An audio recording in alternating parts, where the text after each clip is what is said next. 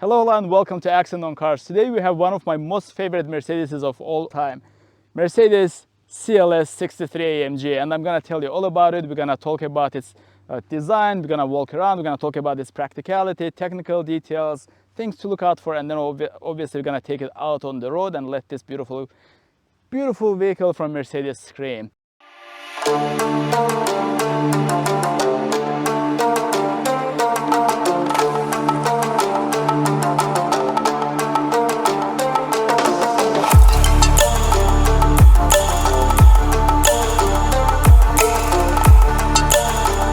And in today's episode, we're going to be comparing the CLS to the E63 because the two cars are very similar, but also very different. So it's not going to be a drag race type of comparison, but I'm going to be comparing the two cars and highlight any similarities or differences so that you, after watching this video, should know for yourself what the differences are and which one is a better car for you. Make sure you stay till the end and subscribe if you like the video. I'm really excited about this episode, guys, because I always wanted to get the CLS. But I had to buy the E-Class E63 because I wanted more practicality in the car. But no doubt, CLS is one of the most beautiful Mercedeses that they have ever made. And this is the car that started basically the whole trend, right? The BMW 6 Series, Audi A7, Porsche Panamera, all of them followed the suit of Mercedes because this was such a tremendous success coming out of 2004. I think BMW 6 Series actually came out a little earlier than the CLS, but just didn't have the same wow effect among the car community as the CLS did. You know, this car kind of comes onto you, you look at it head on, it's so beautiful, and then as it turns, you see it's side profile and the curves and then the rear. It's just that beautiful woman that walks up to you and you're mesmerized, you're staring at her, and then she walks by you and you're now mesmerized even more by her smell of her perfume or something. Because of the roof line coming down like this, in many countries, I know in Eastern Europe or in Central Asia, the car was named as Banana, Mercedes-Benz Banana CLS. Designed by the Mercedes design guru Michael Fink, the design of the car was first introduced in 2001 as a Mercedes CLS concept. Michael Fink is the guy who also designed the first CLK, C-Class Coupe, Maybach 57, 62, and so forth. And even today, years later, this car just looks so fresh. It looks so modern. If you ask a non-Mercedes person, just to guess what year this car is, they're probably gonna say 2018 or something. This car just aged so well, and I'm just in love with the shape of it. You know, all this kind of sleek and sporty looking lines that start from the beginning of the car, go all the way to the back, the roof line coming down. So despite sharing the same platform with the E-Class and having the same wheelbase of 112 inches, the car actually is a little longer. It's about 1 centimeter longer, half a centimeter wider, and a little lower than the E-Class, giving it that aggressive stance on the road. It's not a sleeper car in my mind because you definitely stands out from the crowd. Even today, you know, in your rear view mirror, when you see this car coming, it looks it has that aggressive pit bull stance. Worldwide, they sold about 170,000 copies of the CLS. In terms of sales numbers, it wasn't anywhere near the E-Class, but I bet Mercedes didn't even count for it to sell that in those quantities. But 170,000 of all CLSs across all trim levels is a tremendous success that the car had. It's too bad that nowadays Mercedes diluted their lineup. Nowadays there's GT, there's all sorts of sporty cars from Mercedes, and they're killing CLS. The last CLS will be manufactured in August of this year, 2023. But who knows, maybe just some other cars like ML in the past, they will bring it back with just different names or something. Being a four-door coupe, CLS had frameless doors, and as you open the door, the glass rolls down a little bit just so you can open and close it. And there are some nice touches when you open the door in the CLS that you can't find on the E-Class, and that makes the car look just a little more expensive. There's this chrome cover here, chrome here, and those are straight out of the CL. Again, that's why I'm saying the CLS sits between the E and the S-Class. And the front doors, they actually, I think because they're frameless, they probably had to put more reinforcement in the door itself. They are heavier than in the E-Class. They have nice weight to them, and I like the way they close and the way they sound. This is definitely a car built back in the day when Mercedes had that kind of tank feeling to it. You know, it's everything is of a high quality, and just look at the paint, look at the interior. The car just aged so well. All right, let's check out the trunk space. There is less space in the CLS, understandably, because of its design. And one thing that CLS doesn't have, unlike the E-Class, is that you cannot fold the rear seats. What CLS definitely doesn't share with the E-Class is the dashboard.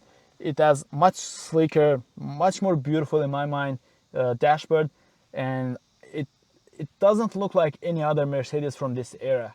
Again, unlike Mercedes nowadays, where basically all the interiors and exteriors are look very alike, CLS had a distinct dashboard design, and I love it. It came with many kind of like the wood trim colors. My favorite is the carbon or like the dark gloss. Looks like very kind of like classy. More cow skin was used to cover the interior of the CLS compared to the E-Class. For example, the dashboard is full leather. There's more leather used on the doors and stuff. And I think this is the way Mercedes and CLS specifically had to be. You know, nowadays a lot of people talk about cows being killed to wrap the interiors, and cars are switching to recycled paper. That's in my mind, they don't really kill cows to wrap the interior. They just probably use the skin of the cows that we eat. So nonetheless, more leather. It looks a little more like richer and more expensive in the cabin. I can see like there's leather over here. Like in the E-Class, it's all just like soft and soft plastic. Seats are identical in the E and C. I think you could just like swap them. The steering wheel is identical. The gear shifter, the cup holders, and the center armrest is unique to CLS. Just like in the S-Class, you can open the armrest both sides. It's like magic. Even to date, I can't figure out how that works. Alcantara roof, like really pleasant Alcantara inserts on the front seats, and AMG seats. Man, I don't know how these guys make it, but they always nail it. The seats are like really soft and firm at the same time. You just like sink in them, but it doesn't feel like a couch. And they hold you in your place really nicely. You can sit on the seats like for a very long time and you will not get tired. So unlike in the E-Class, you do lose some practicality in the CLS. You know, you have like less space above your head. CLS was a 4-seater, it was never a 5-seater, which is one of the reasons I actually didn't buy a CLS back in the day. But there is more like space in the back to store your stuff. There's cup holder over here. You can control your climate, temperature yourself. But even if you are a 6-footer, you will still be able to fit behind yourself. Maybe not as comfortable as in the E-Class, but your knees will fit. There's enough space for your feet to go onto the seat, and again, very comfortable seats in the back as well. Now let's open the hood and we'll talk about the engine, transmission, reliability, technical characteristics. So under the hood of this particular beast, we have one of the greatest engines AMG has ever produced. 6.2 liters M156 naturally aspirated with the red line of 7200 RPM. So the horsepower I think varied between regions, and in the States we had a performance version and non-performance. I think the non-performance version actually made 507 horsepower, just like in the E-Class, but in the performance version the numbers were a little higher. So Mercedes said that the 0 to 60 it would take in 4.5 seconds, but a lot of people proved that number is actually very, very conservative. So real life performance on a good traction and with good tires is like 4.2. I'm not gonna talk too much about like the common issues and reliability, because I have made extensive like videos covering M156 engine. I'm gonna drop the links in the description down below, so make sure you check those out after watching this one. But let's cover like few major things. So M156, very reliable engine. It's known for like some head bolt issues.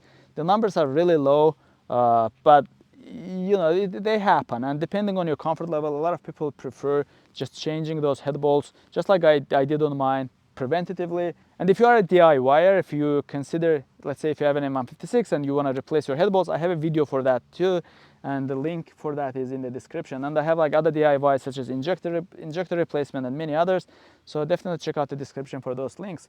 Other things I would say, if you buy an M156 equipped Mercedes CLS specifically, first thing, replace all the fluids, and then check, you know, if it has never been replaced, change your sparks, coils, start the car when it's cold, and listen for the engine noise. There should not be no engine noise whatsoever.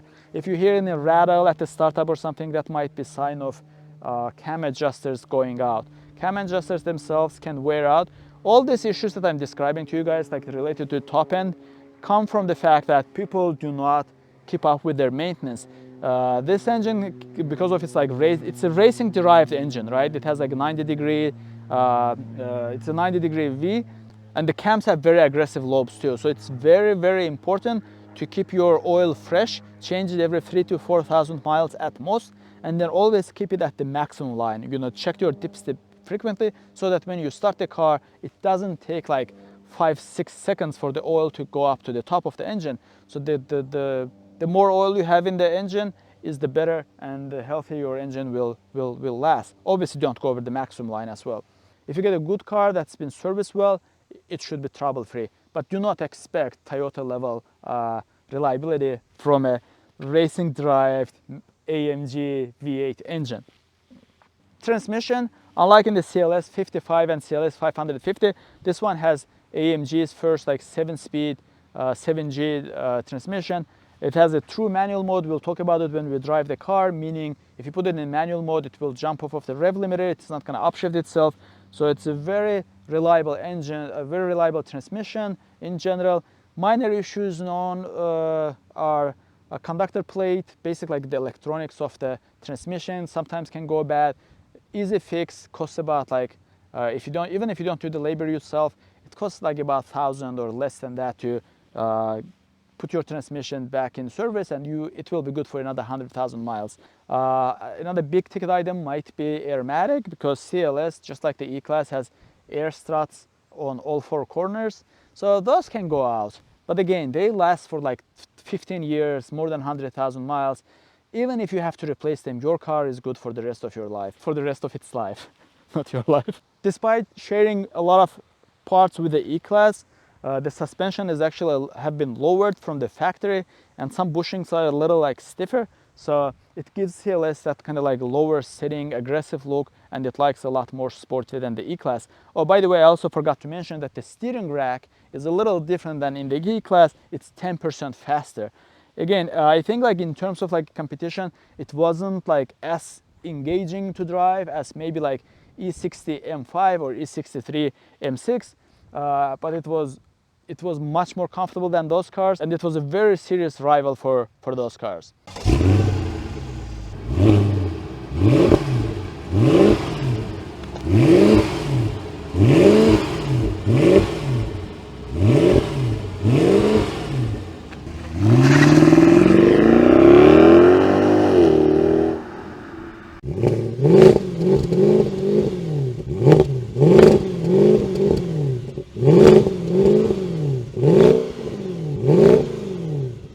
Alright, let's drive this thing, guys. And now we're gonna take it out on the road. I'm gonna tell you all about the driving impressions of the CLS63.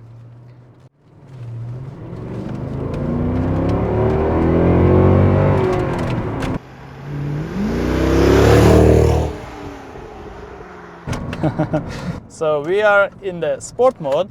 By the way, you can switch the transmission between comfort, sport, and manual modes. So right now we are in the sport mode. There was a slight hesitation to go. Why? Because this is an adaptive transmission. The owner has been driving it slowly around here, but as we start driving it faster, the transmission is going to become much faster. Right off the bat, I can feel that it's a little stiffer than the E-Class, even in the comfort mode of the airmatic suspension, and that is by design. CLS is a sporty car.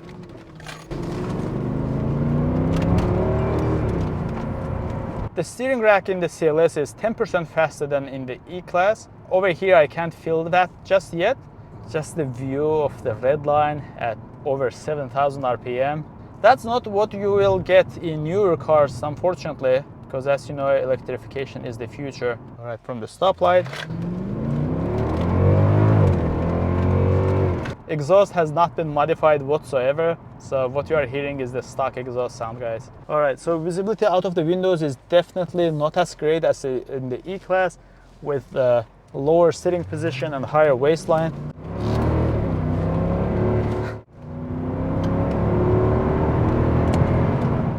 Such an effortless acceleration.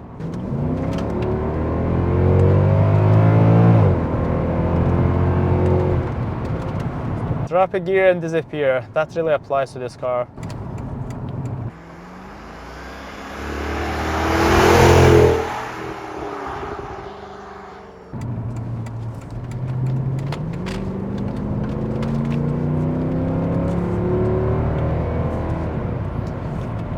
Let's listen to the exhaust with the windows down.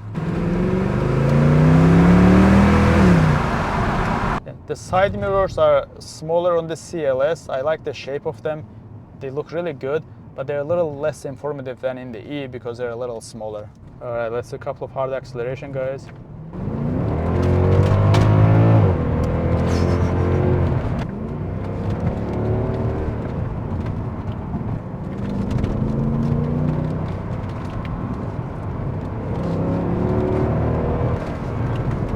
It is so much fun on the tossing the thing around on the back roads.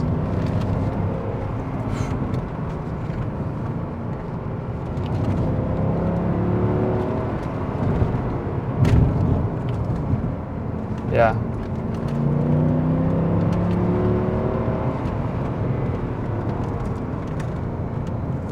I love that in both cars, W211 E-Class or the CLS, just the feeling of the steering wheel, right? It has a nice weight to it. It's not like too light, it's not like artificially like electrically assisted, it's not like vague. You get to feel whether your front wheels are, what's happening to them when you are about to lose traction. It's not the fastest steering rack out there, like even M5 had the fastest steering rack, but just like how informative it is, it's very direct. I can exactly feel every pothole, like every like imperfections on the road, under the bottom of my feet. Not in a bad way, but I'm just like trying to describe how informative and direct the steering rack is. Those are kind of like attributes, unfortunately, we lose in newer cars nowadays. Operating like newer cars just feels like playing a video game. And you don't have to like keep pushing this car all the time. You can just literally like sit down into the seats, onto the seats, and just like sink into them and cruise around comfortably. If you are looking for very aggressive, like very sporty car, then you might like the C63. I made a video of that car as well. Check out the link in the description. It's also gonna pop out on the top right corner. Yeah, I wouldn't say that CLS is like much harsher than the E-Class, just a very tiny bit stiffer, as it should be. But otherwise, the two cars feel so familiar, like sharing so many components, like in the suspension and engine and transmission. They feel very similar in terms of like driving impressions. Steering is just a little bit faster too, I can say. The differences are not dramatic like it is between the E and the C-Class.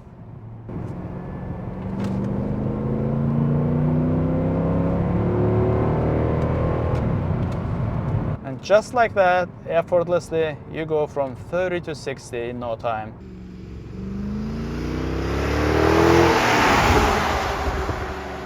Like I said, because the driving and handling doesn't tell apart two cars too much, like the E-Class and the CLS, that shouldn't be the major factor that makes you to buy one versus another. In my mind, like you have to choose CLS or the E over each other based on the design, just overall looks, and so forth. Yeah, it's just a matter of like practicality. If you prefer the practicality of the E-Class, then that's the right car for you.